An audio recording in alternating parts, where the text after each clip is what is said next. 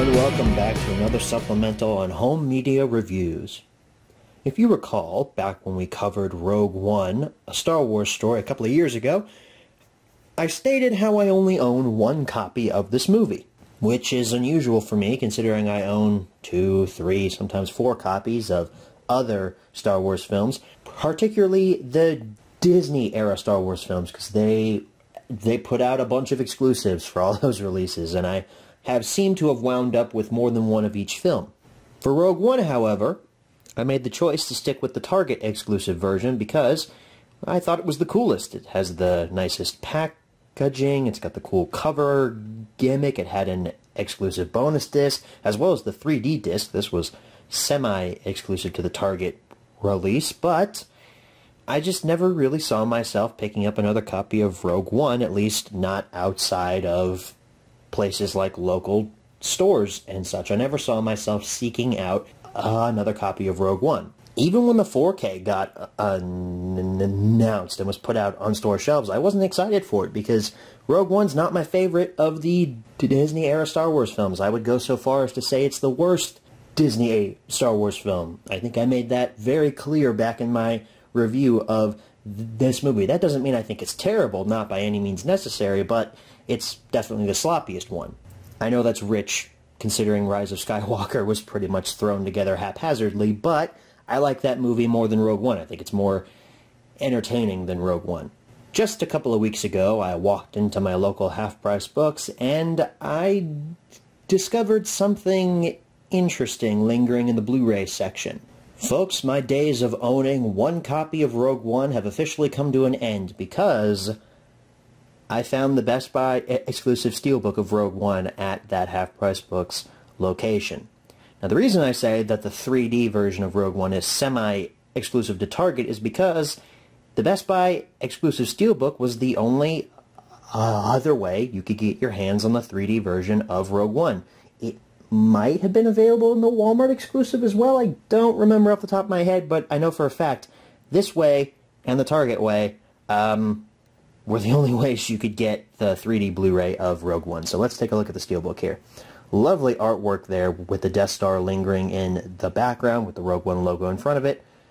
There are some Imperial Death Troopers waiting in the waters of Scarif. Beautiful teal colors used on this artwork. I love it to death. The spine, Lucasfilm logo. If it would focus, that would be nice. I am drastically losing daylight here. Lucasfilm logo, Rogue One, a Star Wars story. Come on, camera. There you go. And then the Blu-ray disc logo down there at the bottom.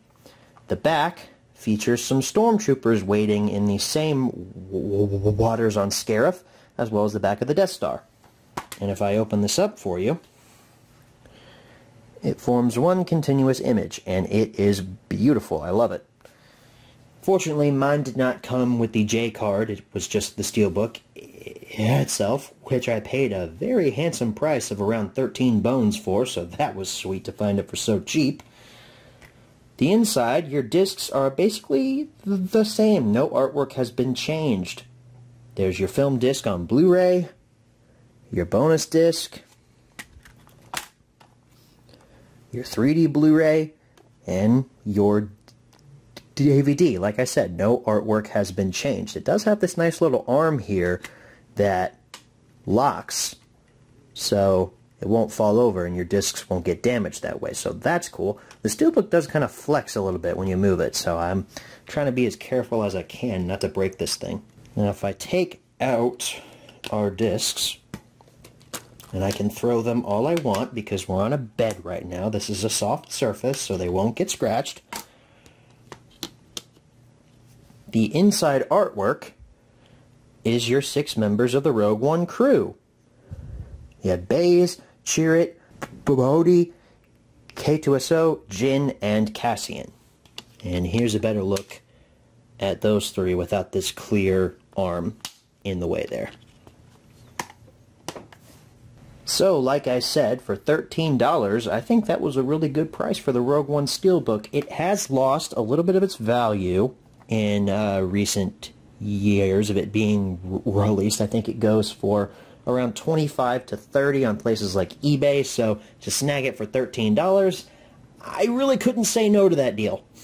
And plus, I knew I didn't have 2 copies of Rogue One. I could make a video out of this. It was a return on investment, pretty much, and I get a cool Steelbook out of it. Look at me trying to justify spending $13 on a Steelbook when I know damn well I'd do it again.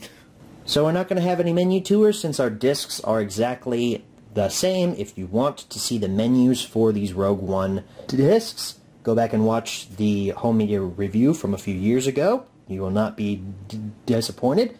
Unless you're a fan of Rogue One, in which case I kind of trashed the movie. So if you're a fan of it, please don't get mad.